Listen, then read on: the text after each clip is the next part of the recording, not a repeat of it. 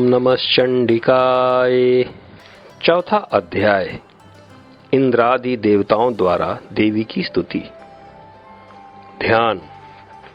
सिद्धि की इच्छा रखने वाले पुरुष जिनकी सेवा करते हैं तथा देवता जिन्हें सब ओर से घेरे रहते हैं, उन जया नाम वाली दुर्गा देवी का ध्यान करें। उनके श्री अंगों की आभा काले मेघ के समान श्याम है। वे अपने कटाक्षों से शत्रु समूह को भय प्रदान करती हैं। उनके मस्तक पर आबद्ध चंद्रमा की रेखा शोभा पाती है। वे अपने हाथों में शंख, चक्र, कृपाण और त्रिशूल धारण करती हैं। उनके 3 नेत्र हैं। वे सिंह के कंधे पर चढ़ी हुई हैं और अपने तेज से तीनों लोकों को परिपूर्ण कर रही है। ओम नमः चंडिकाय। ऋषि कहते हैं, अत्यंत पराक्रमी दुरात्मा महिषासुर तथा उसकी दैत्य सेना के देवी के हाथ से मारे जाने पर इंद्र आदि देवता प्रणाम के लिए गर्दन तथा कंधे झुकाकर उन भगवती दुर्गा का उत्तम वचनों द्वारा स्तवन करने लगे। उस समय उनके सुंदर अंगों में अत्यंत हर्ष के कारण रोमांच हो आया था। देवता बोले, संपूर्ण देवताओं की शक्ति का समुदाय ही जिनका स्वरूप है तथा जिन देवी ने अपनी शक्ति से संपूर्ण जगत को व्याप्त कर रखा है, समस्त देवताओं और महर्षियों की पूजनीय उन जगदम्बा को हम भक्ति पूर्वक नमस्कार करते हैं। वे हम लोगों का कल्याण करें। जिनके अनुपम प्रभाव और बल का वर्णन करने में भगवान शेषनाग, ब्रह्मा जी तथा महादेव जी भी समर्थ नहीं है, वे भगवती चंडिका संपूर्ण जगत का पालन एवं अशुभ भय का नाश करने का विचार करें। जो पुण्यात्माओं के घरों में स्वयं ही लक्ष्मी रूप से, पापियों के यहाँ दरिद्र रूप से, शुद्ध अंतःकरण वाले पुरुषों के हृदय में बुद्धि रूप से, सत्पुरुषों में श्रद्धा रूप से तथा कुलीन मनुष्यों में लज्जा रूप से निवास करती हैं, उन आप भगवती दुर्गा को हम नमस्कार करते हैं। देवी, आप संपूर्ण विश्व का पालन कीजिए। देवी, आपके इस अचिंत्य रूप का, असुरों का नाश करने वाले भारी पराक्रम का तथा समस्त देवताओं और दैत्यों के समक्ष युद्ध में प्रकट किए हुए आपके अद्भुत चरित्रों का हम किस प्रकार वर्णन करें। आप संपूर्ण जगत की उत्पत्ति में कारण हैं। आप में सत्वगुण, रजोगुण और तमोगुण, ये तीनों गुण मौजूद हैं, तो भी दोषों के साथ आपका संसर्ग नहीं जान पड़ता। भगवान विष्णु और महादेव जी आदि देवता भी आपका पार नहीं पाते। आप ही सबका आश्रय है। यह समस्त जगत आपका अंशभूत है, क्योंकि आप सबकी आदिभूत अव्यक्ता परा प्रकृति है। देवी, संपूर्ण यज्ञों में जिसके उच्चारण से सब देवता तृप्ति लाभ करते हैं, वह स्वः आप ही है। इसके अतिरिक्त आप पितरों को भी तृप्ति का कारण है, अतः सब लोग आपको स्वधा भी कहते हैं।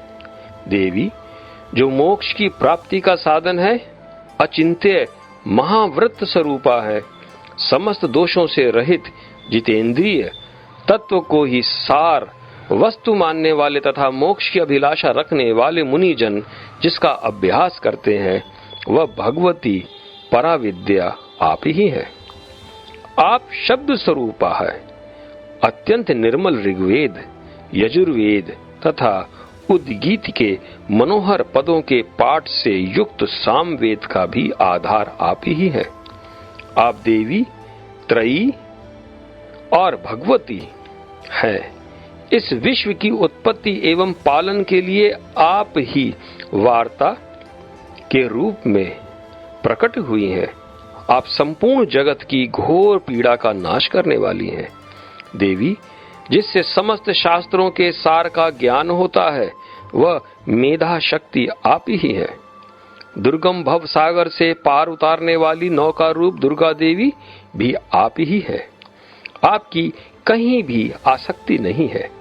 कैटभ के शत्रु भगवान विष्णु के वक्ष स्थल में एकमात्र निवास करने वाली भगवती लक्ष्मी तथा भगवान चंद्रशेखर द्वारा सम्मानित गौरी देवी भी आप ही है। आपका मुख मंद मुस्कान से सुशोभित, निर्मल, पूर्ण चंद्रमा के बिंब अनुकरण करने वाला और उत्तम सुवर्ण की मनोहर कांति से कमनीय है। तो भी उसे देखकर महिषासुर को क्रोध हुआ और सहसा उसने उस पर प्रहार कर दिया। यह बड़े आश्चर्य की बात है। देवी वही मुख जब क्रोध से युक्त होने पर उदय काल के चंद्रमा की भांति लाल और तनी हुई भौं के कारण विकराल हो उठा, तब उसे देखकर जो महिषासुर के प्राण तुरंत नहीं निकल गए, यह उससे भी बढ़कर आश्चर्य की बात है। क्योंकि क्रोध में भरे हुए यमराज को देखकर भला कौन जीवित रह सकता है। देवी आप प्रसन्न हो। परमात्मा स्वरूपा आपके प्रसन्न होने पर जगत का अभ्युदय होता है और क्रोध में भर जाने पर आप तत्काल ही कितने कुलों का सर्वनाश कर डालती हैं। यह बात अभी अनुभव में आई है।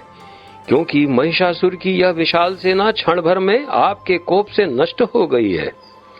सदा अभ्युदय प्रदान करने वाली आप जिन पर प्रसन्न रहती हैं, वे ही देश में सम्मानित है।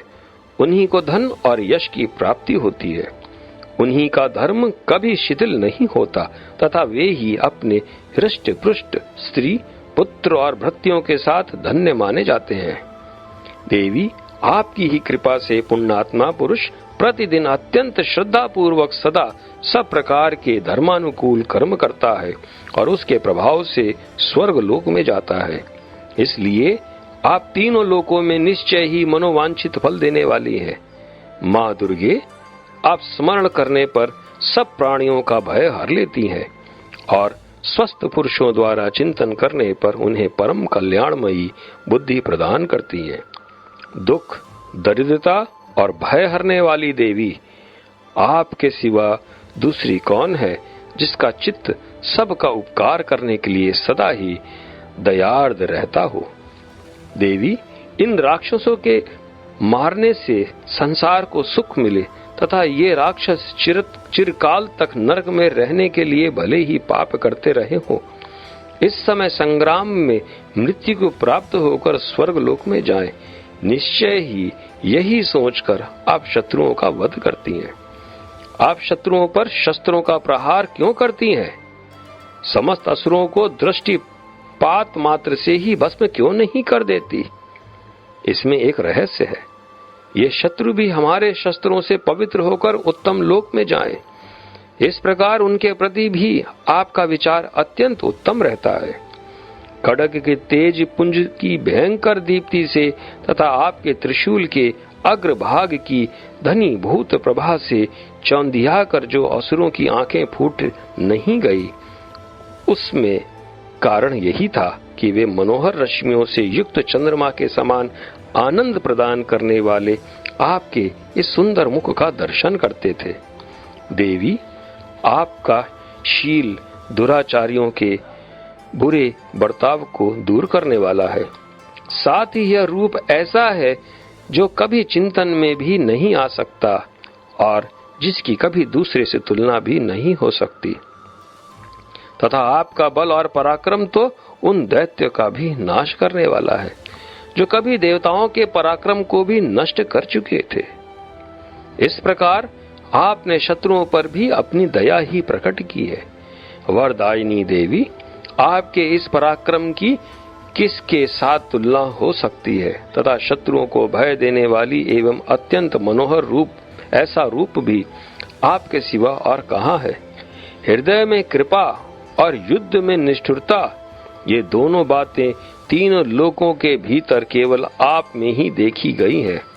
माता, आपने शत्रुओं का नाश करके इस समस्त त्रिलोकी की रक्षा की है। उन शत्रुओं को भी युद्ध भूमि में मारकर स्वर्ग लोक में पहुंचाया है तथा उन्मत्त दैत्यों से प्राप्त होने वाले हम लोगों के भय को भी दूर कर दिया है। आपको हमारा नमस्कार है। देवी, आप शूल से हमारी रक्षा करें। अंबिके, आप खड्ग से भी हमारी रक्षा करें तथा घंटा की ध्वनि और धनुष की टंकार से भी हम लोगों की रक्षा करें। चंडिके, पूर्व, पश्चिम और दक्षिण दिशा में आप हमारी रक्षा करें तथा ईश्वरी, अपने त्रिशूल को घुमाकर आप उत्तर दिशा में भी हमारी रक्षा करें। तीनों लोकों में आपके जो परम सुंदर एवं अत्यंत भयंकर रूप विचरते रहते हैं, उनके द्वारा भी आप हमारी तथा इस भूलोक की रक्षा करें। अंबिके, आपके कर पल्लवों में शोभा पाने वाले खड्ग, शूल और गदा आदि जो जो अस्त्र हो, उन सब के द्वारा आप सब ओर से हम लोगों की रक्षा करें। ओम नमः चंडिकाय। ऋषि कहते हैं, इस प्रकार जब देवताओं ने जगन्माता दुर्गा की स्तुति की और नंदन वन के दिव्य पुष्प और गंध चंदन आदि के द्वारा उनका पूजन किया, फिर सब ने मिलकर जब भक्ति पूर्वक दिव्य धूपों की सुगंध निवेदन की, तब देवी ने प्रसन्न वदन होकर प्रणाम करते हुए सब देवताओं से कहा, ओम नमः चंडिकाय। देवी बोली, देवताओं, तुम सब लोग मुझसे जिस वस्तु की अभिलाषा रखते हो उसे मांगो। ओम नमः चंडिकाय। देवता बोले, भगवती ने हमारी सब इच्छा पूर्ण कर दी, अब कुछ भी बाकी नहीं है, क्योंकि हमारा यह शत्रु महिषासुर मारा गया। महेश्वरी, इतने पर भी यदि आप हमें और वर देना चाहती हैं, तो हम जब जब आपका स्मरण करें, तब तब आप दर्शन देकर हम लोगों के महान संकट दूर कर दिया करें तथा प्रसन्नमुखी अंबिके, जो मनुष्य इन स्तोत्रों द्वारा आपकी स्तुति करे, उसे वित्त, समृद्धि और वैभव देने के साथ ही उसकी धन और स्त्री आदि संपत्ति को भी बढ़ाने के लिए आप सदा हम पर प्रसन्न रहे।